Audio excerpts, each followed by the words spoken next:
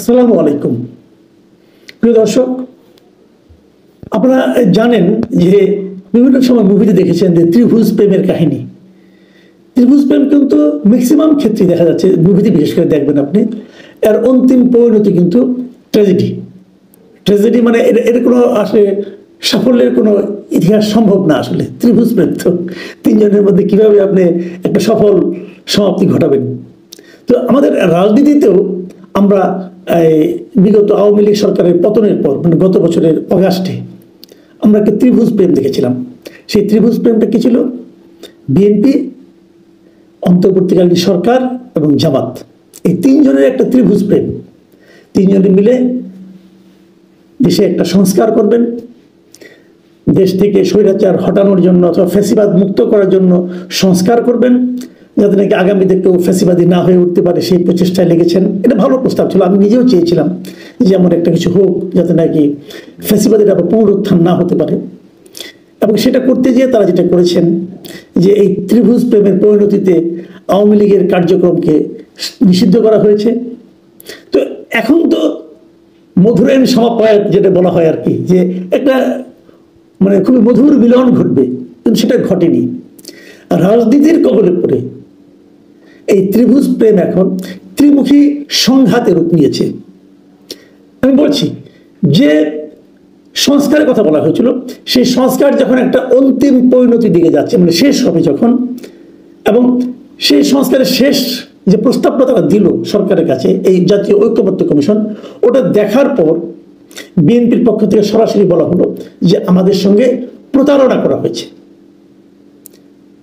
তো প্রতারণা হলো কেন? দুদিন আগে তো আপনারা সিগনেচার করে আসলেন, তো প্রতারণা কেন?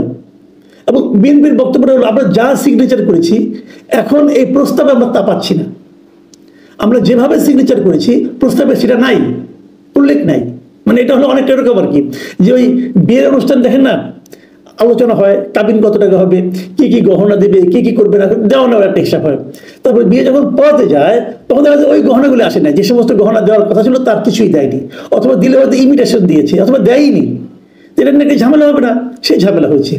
আরো বড় ঝামেলা হলো, বলা হয়েছিল কাবিন হবে মনে করেন 20 লাখ টাকা, কারণ কাবিন হয়ে গেছে 2 লাখ টাকা। এটা তো একটা ঝামেলা, বিয়ের পক্ষ আপত্তি করবে। এখন বিষয়গুলো এই ধরনের যে যা তারা অঙ্গীকার করেছে, অঙ্গীকারনামা যে সিগনেচার করেছে তারা, তার সঙ্গে প্রস্তাব যখন সেটা জনগণের কাছে পাঠাবে গণভোটের জন্য, তার সঙ্গে মিলছে না। বিএনপি আপত্তি করেছে। আবার গণভোট যেটা করবে সেই গণভোটটা কবে হবে এটা নিয়েও বিএনপির সঙ্গে জামাতের বিরাট বিরোধ। মানে ভাবখানে এরকম যে জামাতের বলছে যে এই নভেম্বরেই করতে হবে, বিএনপি বলছে নির্বাচন যখন হবে তখন করতে হবে। এখন এটা না করে ওটা করলে পরে দেশ উচ্ছন্নে যাবে, অথবা ওটা না করে এটা করলে বিএনপি ভাবছে যে এটাও দেশ উচ্ছন্নে যাবে। দেশ হবেটা কি? এই যখন বিরোধ চলছে তখন সরকার গত মাসের 28 তারিখে তারা বললো যে না ভাই আমরা আর পারছি না, আপনারা ঠিক করেন। তো আপনারা নিজেরা 7 দিন বসে ঠিক করেন। 7 দিনে তারা ঠিক করবে, আজকে 6ষ্ঠ দিন চলছে, আগামীকালকে 7 দিন শেষ হবে। তারা কি করেছে? কিছু ঠিক করতে পেরেছে? একটা মিটিংও করতে পারে না নিজেদের মধ্যে। এবং এটাও খুব ভ্যালিড যে যে জিনিসটা 8 মাস ধরে মিটিং করে, প্রতিদিন মিটিং করে করে করে করে তারা সমাধান করতে পারেনি, সেই বিরোধ 7 দিনে কিভাবে সমাধান হবে? আবার আরেকটা প্রশ্ন আসছে যে এই বিরোধটা কি তৈরি করছে কে? এই বিরোধটা তৈরি করেছে ঐক্যমত্য কমিশন, এই আলী রিয়াজ সাহেব, মনির হায়দার, এরাই বিরোধী একটা পাকিয়া গোলমাল পাকিয়ে, আর দুজনই কিন্তু যুক্তরাষ্ট্র রল দিয়ে চলে গেছে। এদের এখন দায় দায়িত্ব নাই। এখন তোমরা ভুগো, কি করবা? এখন এটা নিয়ে চলছে, এখানে টানা হচ্ছে। ওনারা তো ওখানে আমেরিকায় মোটামুটি আরামে আছেন, এখন ট্রাম্পের রাজত্বে আছেন, ভালোই আছেন। তো ওরা তো ওই দেশে নাগরিক ভাই, ওদেরকে আনছিলেন কেন আপনি? ঠিক আছে, আনছেন, করছেন, কি করছেন না করছেন আল্লাহ জানে। ভাই শুরু থেকে কিন্তু আমি প্রতিবাদ করছিলাম যে এই সমস্ত লোককে, এই সমস্ত ভাড়াটে বুদ্ধিজীবীকে আইনেন না। এই দেশে কি লোক নাই? তারা কি কেউ বুঝে না? ডক্টর ইউনূস মনে করেন যে বিদেশি না হলে বোধহয় দেশ চলবে না, কারণ সব বিদেশিদের নিয়ে ভাড়া করে নিয়ে আসেন, কেমনি কেমনি টাকা নিয়ে আসেন যে তোমাদেরকে দেশ উদ্ধার করতে হবে, নিয়ে আসেন। তারপরে তারা যে কি দেশ উদ্ধার করে এটা আল্লাহ জানে, আর ইউনূস সাহেব জানেন। যাই হোক, সে আলোচনা করে আর ওনাকে আর কত বলবো? উনি তো এগুলো শুনেন না, শুনলে তো একটু লজ্জা টজ্জা পাইতেন, মনে হয় তাও পান না। যাই হোক, ওনারাও চলে গেছেন। সরকার কি হুমকি দিয়েছে যে আপনারা যদি 7 দিনের মধ্যে করতে না পারেন তাহলে আমরা করব। ভাই আমার প্রশ্ন হলো, যদি আপনারা করেন তাহলে সেটা জুলাই সনদ কিভাবে হবে? সেটা ঐক্যমত্যের সিদ্ধান্ত কিভাবে হবে? ঐক্যমত্য মতো লোক থাকতে হবে, ওটা তো হবে সরকারি একটা সিদ্ধান্ত। আর যদি সরকারি সিদ্ধান্ত দেয় তাহলে এতদিন ধরে নাটক করার কি দরকার ছিল? বিভিন্ন সংস্কার কমিশনের রিপোর্টগুলো এনে পলিটিক্যাল পার্টিগুলোকে দিয়ে দিতেন, তারা একটা টিক চিহ্ন দিয়ে দিত, আপনি মিলিয়ে বলতেন যে এগুলো এসব একমত হয়েছে, অথবা এগুলো হলো, বাকিগুলো আপনারা পরে দেখেন, শেষ। এতদিন সময় নিলেন কেন?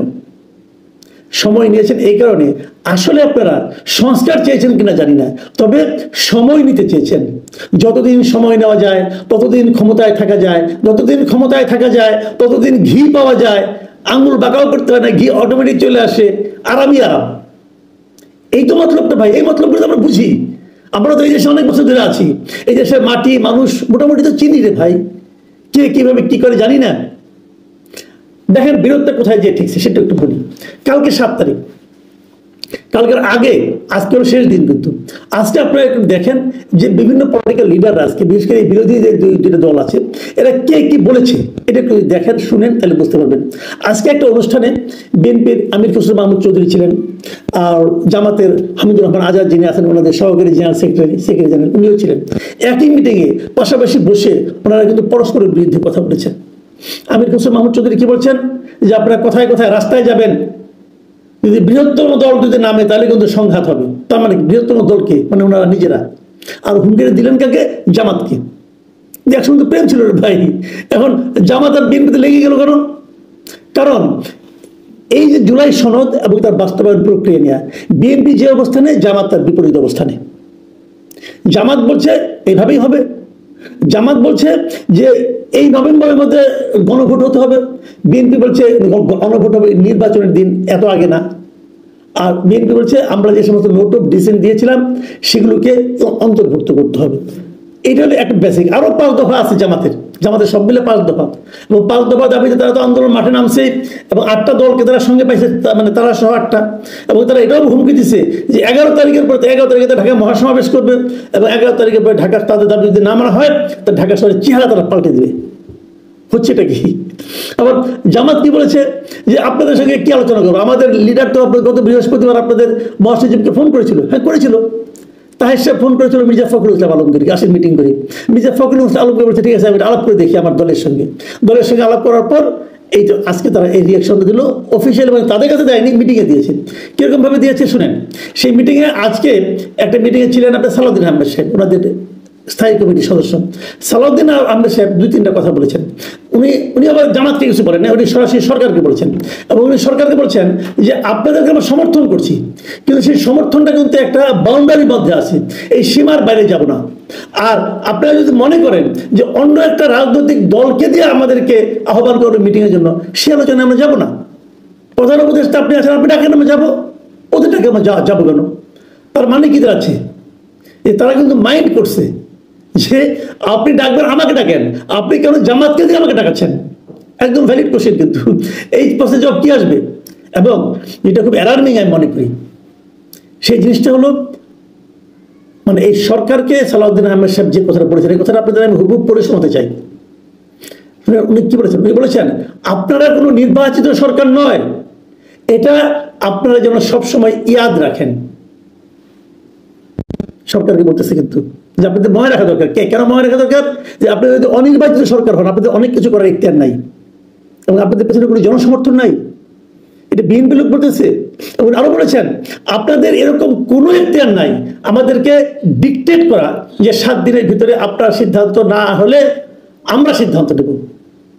মানে এই যে আপনি ডিকটেট করেছেন 7 দিনের মধ্যে সিদ্ধান্ত নেন, নাহলে আমরাই সিদ্ধান্ত নিয়ে নেব, এইটা করার আপনার কোনো ইখতিয়ার নাই।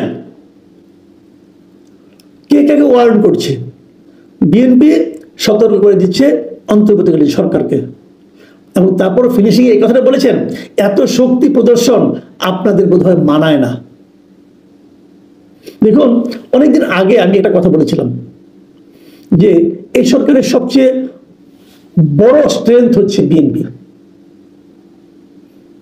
কিন্তু আনফরচুনেটলি এটা সরকারও বোঝে না, বিএনপিও বোঝে না। এটা ছিল আমার অভিমত। এখন মনে হচ্ছে বিএনপি স্বাবলম্বিত্ব প্রাপ্ত হচ্ছে। এখন বিএনপি বুঝতে পেরেছে, অথবা বলতে শুরু করেছে, হয়তো আগেও বুঝতো, বলতে শুরু করেছে যে তারাই হলো সরকারের সবচেয়ে বড় স্ট্রেংথ, এবং এই জন্য তারা সেই স্ট্রেংথটাকে, প্রত্যাহারের হুমকি হয়তো দিচ্ছে না, কিন্তু সরকারকে মনে করিয়ে দিচ্ছে যে এত শক্তি প্রদর্শন আপনাদের মানায় না। তাহলে দাঁড়ালো ওটা কি? রাজনীতির খপ্পরে পড়ে বিএনপি, জামাত, অন্তর্বর্তীকালীন সরকার, এই যে ত্রিভুজ প্রেম, এটা বোধ হয় ত্রিমুখী সংঘর্ষে পরিণত হচ্ছে। আমরা জানি না এই প্রেম আবার রিস্টোর করা যাবে কিনা, যদি যায় তাহলে কি হবে আমরা এটাও জানি না। যদি এই সংঘাত চলতে থাকে তাহলে সংস্কারের ভবিষ্যৎ কি?